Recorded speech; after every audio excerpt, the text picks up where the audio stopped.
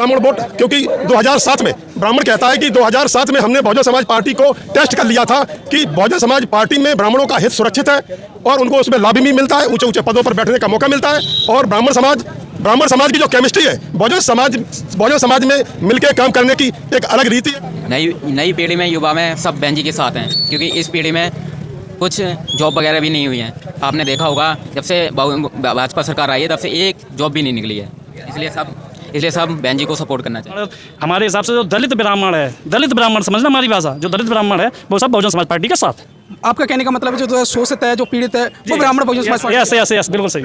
जिस प्रकार से जो दोस्तों, मैं नजन सिंह, आप देख रहे हैं आपके अपने YouTube चैनल बहुजन साथी को।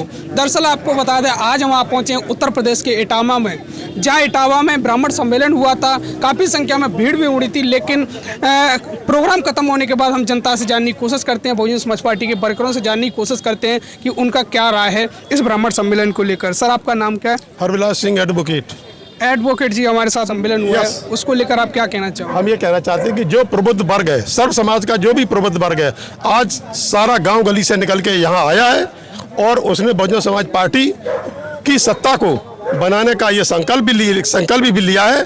बहुजन समाज की सत्ता क्यों बनाएंगे?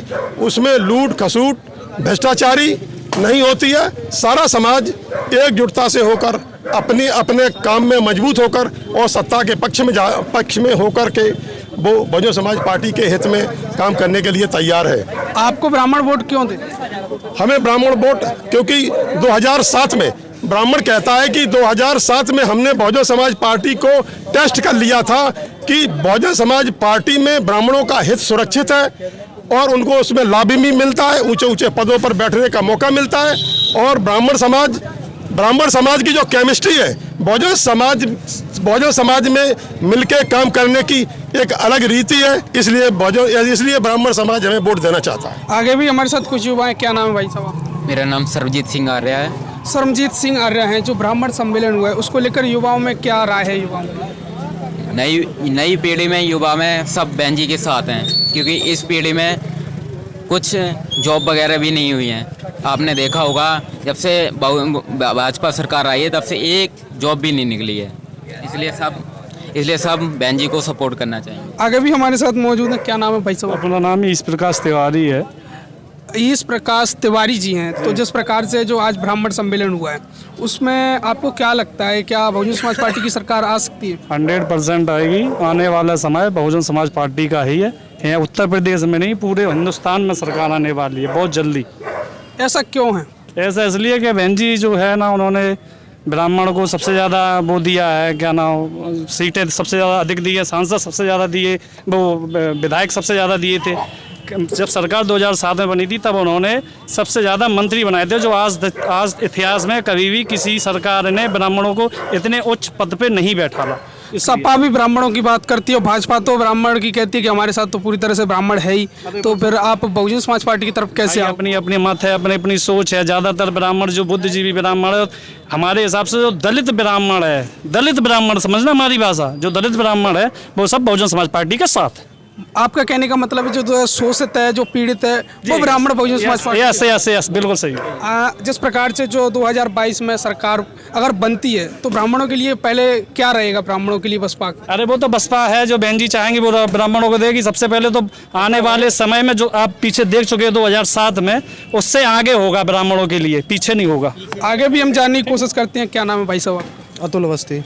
अतुल अवस्थी जी हमारे साथ मौजूद है। आज ब्राह्मण सम्मेलन हुआ, काफ़ी संख्या में यहाँ भीड़ भी उमड़ी थी, जिसको लेकर अब ब्राह्मण समाज में क्या संदेश लेकर आप जा रहे हो, जो स्थानीय वर्कर नेता हैं बहुजन समाज पार्टी? देखिए, ऐसा है, 2007 में माननीय बहन जी ने सरकार बनाई थी ब्राह्मण समाज को इनका सहयोग लेके। तो जितना माननीय बहन जी ने ब्राह्मण समाज को सम्मान दिया और उनकी जो है समस्याओं का निस्तारण किया, उसके बाद में जो भी सरकारें आई, चाहे वो समाजवादी पार्टी की हो, भारतीय जनता पार्टी की हो, हालांकि भारतीय जनता पार्टी की सरकार पर ब्राह्मण समाज ने पूरा भरोसा किया था और उसको वोट भी दिया था, लेकिन ब्राह्मण समाज की उम्मीदों पे भारतीय जनता पार्टी खरी नहीं उतरी है। लिहाजा हम लोग पुनः बीएसपी की सरकार बनवाएंगे और पुनः वही सम्मान, मुझे पूरा विश्वास है कि बीएसपी जो है ब्राह्मण समाज को देगी।